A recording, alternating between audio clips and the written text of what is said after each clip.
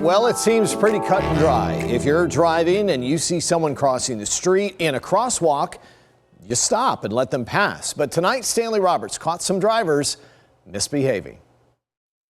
It was a little scary because a couple people weren't going to stop. Crossing the street anywhere in Arizona should be a simple task.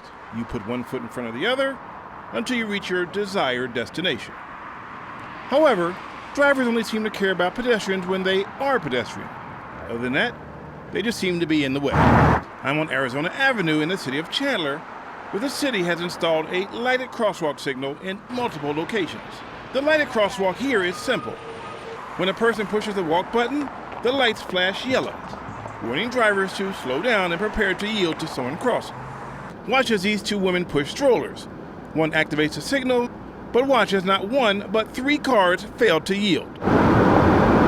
Now, Arizona law is pretty specific as it relates to yielding to pedestrians in a crosswalk. Vehicles must yield the right-of-way to pedestrians within a crosswalk that are in the same half of the roadway as the vehicle, or when a pedestrian is approaching closely enough from the opposite side of the roadway to constitute a danger, which basically means the traffic on your side must yield. Yield means to give way to any person walking in a marked crosswalk. Give way means stop. However, if you see someone crossing the street with or without the yellow lights flashing, this is not your clue to speed up and try to beat the person walking.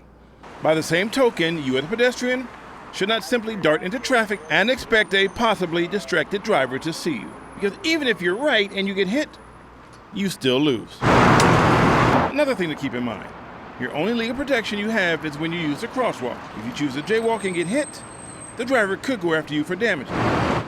If you are a driver, remember to keep looking out for people crossing the street, especially in marked crosswalks with flashing lights and big yellow signs.